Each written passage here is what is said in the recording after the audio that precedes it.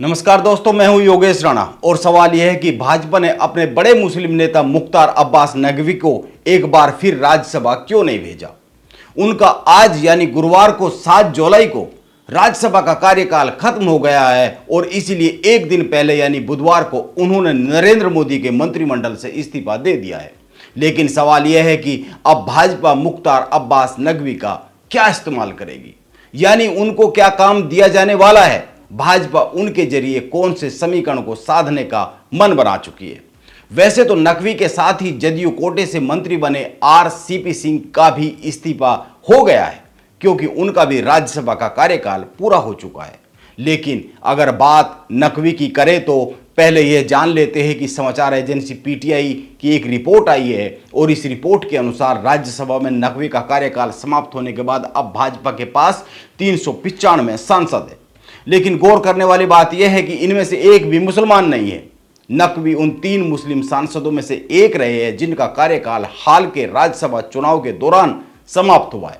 इनमें एक पूर्व केंद्रीय मंत्री एमजे अकबर और दूसरे सैयद जफर इस्लाम का नाम शामिल है।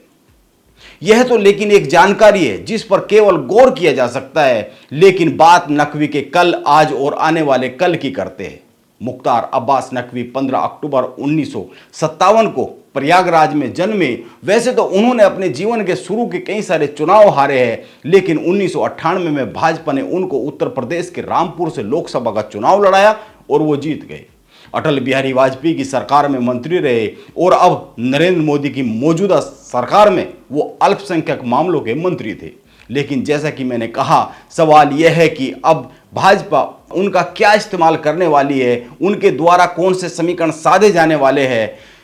अगर देश की आज की मौजूदा राजनीति पर गौर करें, मौजूदा राजनीति की दिशा को देखें और बीच बीच में कुछ उन्मादी व्यक्तियों द्वारा अंजाम दी जा रही कुछ घटनाओं को देखें और पिछले चुनाव को लेकर आई कुछ रिपोर्ट को ध्यान में रखते हैं, तो यह माना जा रहा है कि भाजपा उपराष्ट्रपति के पद के लिए किसी मुस्लिम चेहरे को उम्मीदवार के तौर पर सामने करेगी और इसके लिए 3 नामों को लेकर अटकलें लगाई जा रही है। इनमें एक तो मुख्तार अब्बास नकवी का नाम चल रहा है। इसके अलावा केरल के राज्यपाल आरिफ मोहम्मद खान और पूर्व केंद्रीय मंत्री नजमा हेपतुल्ला का नाम भी कई सारी रिपोर्ट में सामने आ रहा है।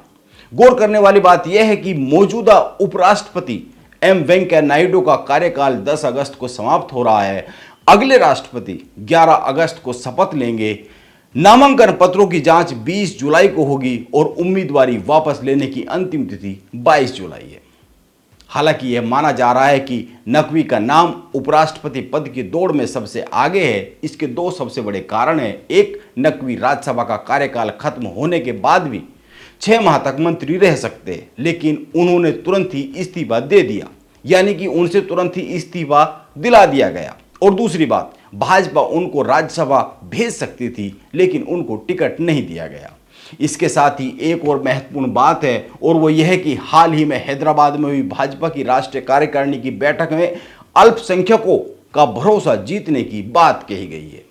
और दूसरी बात, सीएसडीएस का एक सर्वे बताता है कि 2022 के उत्तर प्रदेश के विधानसभा चुनाव में 8% मुसलमान मतदाताओं ने भाजपा को वोट दिया है। इसके पहले 2017 के विधानसभा चुनाव में करीब 7% मुसलमान मतदाताओं ने भाजपा को वोट दिया था।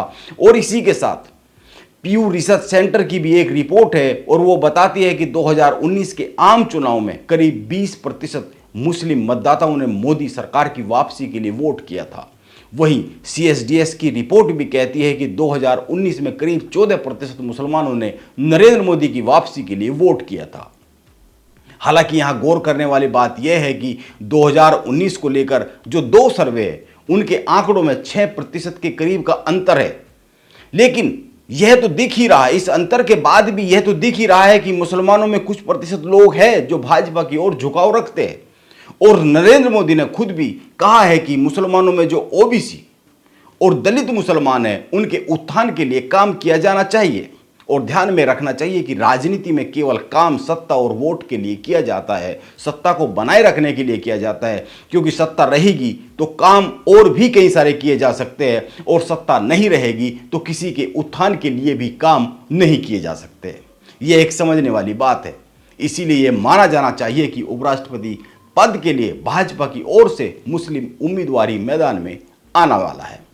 वो नकवी साहब होंगे या कोई और होंगे, इसका इंतजार किया जा सकता है, लेकिन भाजपा ने मुस्लिम वोटर में बड़ी सेंध लगाने की तैयारी शुरू कर दी है।